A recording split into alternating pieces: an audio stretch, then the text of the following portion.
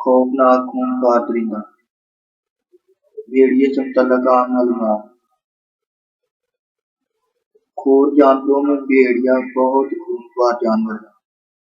اس کی شکل و صورت الشیشی یعنی کتے سے ملتی جلتی ہے۔ اس کی انسان دشمنی اس وجہ سے بھی مشہور ہو گئی کہ بھیڑیا کسانوں کی بھیڑ بکریاں ہڑپ کر جاتا ہے۔ بھیڑیے کی عام خوراک چوہے، خرگوش، بکری، بھیڑ، گائے، گھوڑا، ہرن، پاڑے، درندے وغیرہ ہے۔ سبزیوں میں اسے تربوز بہت پسند ہے۔ ایک وقت میں بھیڑیا اپنے جسم کے وزن کا تقریباً 1/5 حصہ وزنی خوراک کھا سکتا ہے۔ نر بھیڑیے کا قد 85 سینٹی میٹر تک ہوتا ہے۔ دم سمیت لمبائی تقریباً 1.70 میٹر ہوتی ہے۔ عام بھیڑیے کا اوسط وزن 80 کلو گرام ہوتا ہے۔ دنیا کے سب سے وزنی بھیڑیے سائبیریا اور کینیڈا کے جنگلوں میں پائے جاتے ہیں، جن کا وزن بسا اوقات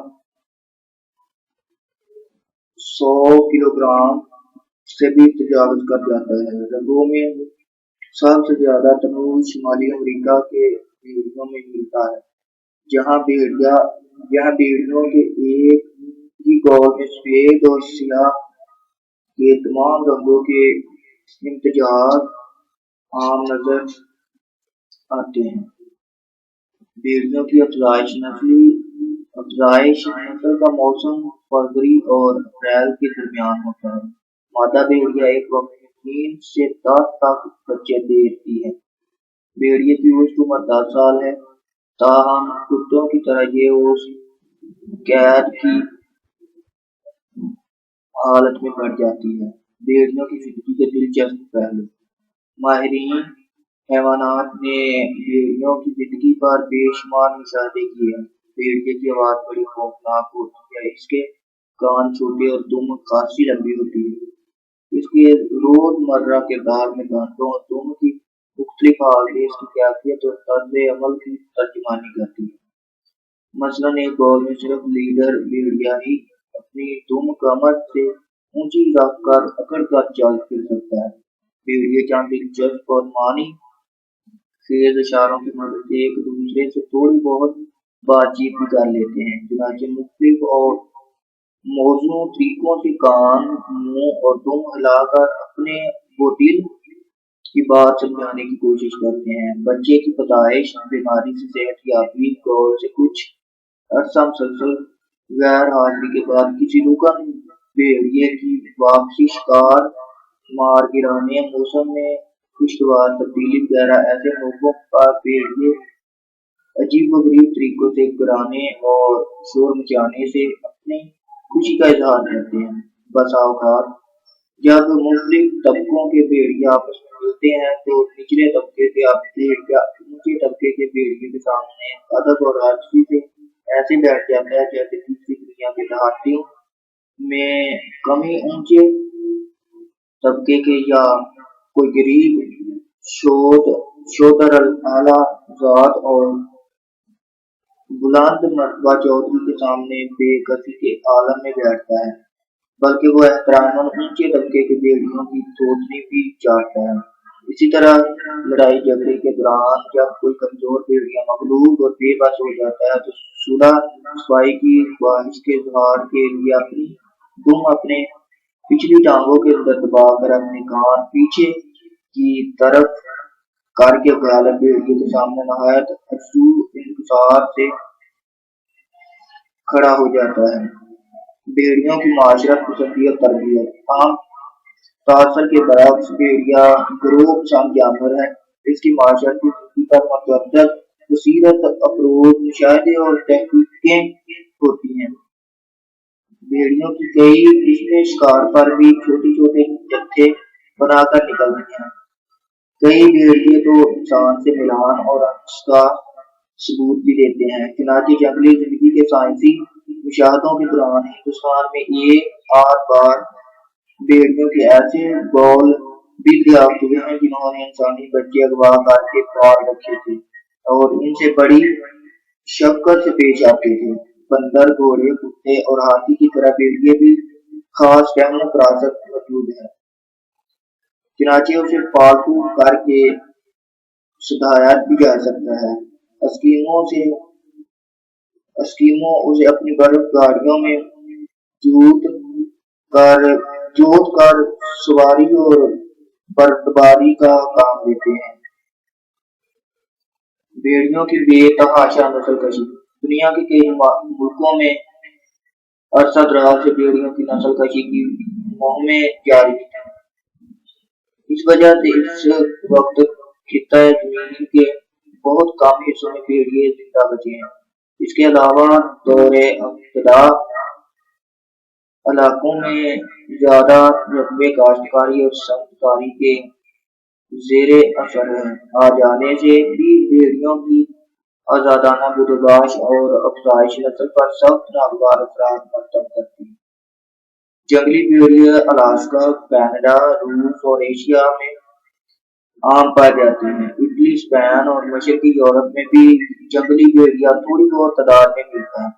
روس سے بھیڑیے سیکنڈے نیووا میں جا گزرے ہیں۔ آج سے کچھ عرصہ پہلے جنگلی بھیڑیے پاکستان کے تقریباً ہر علاقے میں پائے جاتے تھے، مگر اب صرف شکر گڑھ، نارووار، سرگودا، ڈیرہ اسماعیل خان، کھاران، چترال، سوات، گلگت بلوچستان اور دریائے سندھ کے آس پاس کے علاقوں میں خال خال نظر آ جاتے ہیں۔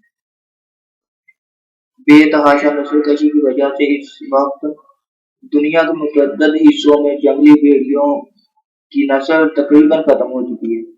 جو بچے کچے بھیڑیے باقی رہ گئے ہیں انہیں بھی سخت خطرے لاحق ہیں۔ اس لیے international union for the conservation of nature کی ایک خصوصی کمیٹی بھیڑیوں کے تحفظ اور افزائش نسل پر خصوصی غور و فکر میں مصروف ہے۔ کچھ عرصہ ہوا امریکہ کے محکمہ fish and wildlife service نے بھی اس سلسلہ میں ایک دلچسپ منصوبہ شروع کیا تھا۔ اس محکمہ نے بھیڑیوں کے چند گولوں کو تجرباتی طور پر ان جنگلوں میں چھوڑ دیا جہاں وہ کسی زمانے میں رہتے تھے مگر اب وہاں ناپید ہو چکے تھے۔ چنانچہ فلوریڈا اور نارتھ کیرولینا کی دو امریکی ریاستوں کے جنگلوں میں بھیڑیوں کے پہلے دو گول چھوڑے گئے تھے۔ ان دونوں گولوں کی تعداد خوب بڑھ رہی ہے۔ اس کامیاب تجربے کے بعد اب دوسری ریاستوں میں اسی طرح کے منصوبے زیر غور ہیں۔ اس کے علاوہ ریاستہائے متحدہ امریکہ میں بھیڑیوں کے تحفظ کے لیے قانون سازی سے بھی کام لیا جا رہا ہے اور کئی جگہ بھیڑیے کے شکار کی ممانعت بھی کر دی گئی ہے۔ فرضی بھیڑیے کے شوشہ کی حیرت انگیز داستان تقریباً 2000 پہلے کی بات ہے کہ شام کے شمال میں ایک چھوٹے سے شہر کنعان میں اللہ کے ایک پیغمبر حضرت یعقوب رہا کرتے تھے۔ حضرت یعقوب کو اللہ تعالیٰ نے بہت اولاد عطا فرمائی تھی۔ ان کا ایک لڑکا یوسف بے حد خوبصورت اور نہایت نیک سیرت ہے۔ اس کا چھوٹا بھائی بنیامین بھی بہت اچھا بچہ تھا۔ حضرت یوسف کے چند سوتیلے بھائی بھی تھے۔ حاسد بھائیوں کا عیار منصوبہ حضرت یعقوب تمام بچوں سے شفقت اور پیار سے پیش آتے تھے مگر یوسف کی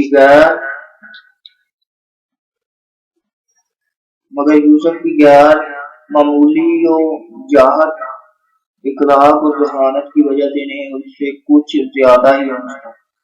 یوسف کے لیے باپ کی بے حد شفقت نے اس کے سوتیلے بھائیوں میں حسد کی آگ سلگا دی تھی۔ ان کے حسد کے جذبے جلد ہی شدید نفرت اور جانی دشمنی میں بدل گئے۔ ان مکار اور سفاک بھائیوں نے یوسف کو ٹھکانے لگانے کا ایک گھناؤنا منصوبہ تیار کیا۔ ایک روزہ وہ ایک روز وہ باپ کے پاس آئے اور کہنے لگے کہ وہ بھی جنگل میں سیر و تفریح کے لیے جا رہے ہیں اور چاہتے ہیں کہ اپنے چھوٹے بھائی یوسف کو بھی ساتھ لے جائیں۔ باپ نے یہ کہہ کر اجازت دینے سے انکار کر دیا کہ یوسف ابھی کم عمر ہے اور جنگل میں اسے کہیں کوئی خوفناک بھیڑیا اٹھا کر نہ لے جائے، مگر ایاز بھائی کے اصرار اور تحفظ کی یقین دہانی پر باپ اجازت دینے پر مجبور ہو گیا۔ خونخوار بھیڑیا کا معنی گھر افسانہ۔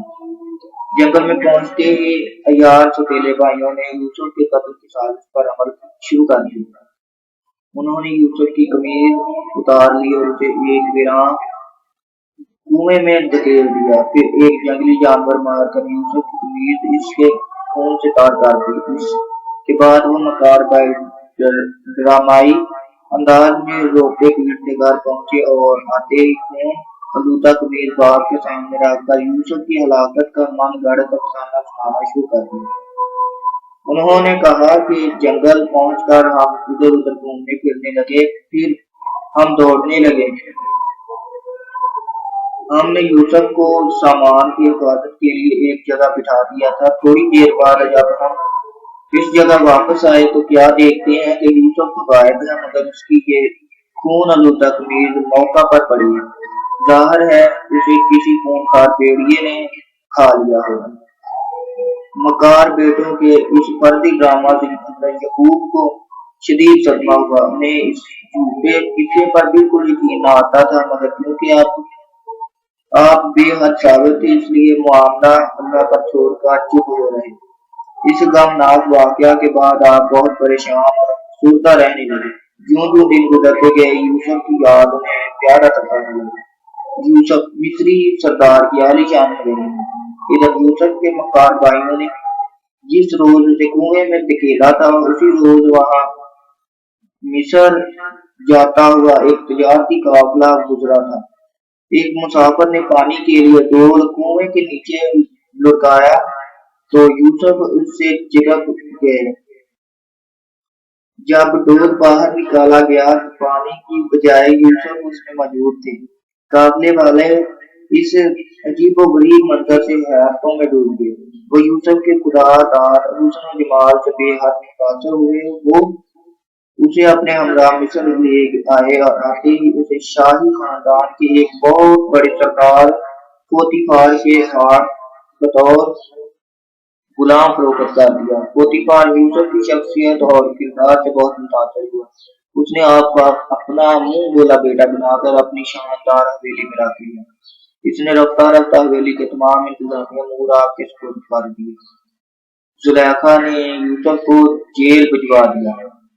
اچانک حالات نے عجب پلٹا دکھایا۔ سردار پوتیفار کی حسین و جمیل بیوی زلیخا یوسف پر فریفتہ ہو گئی۔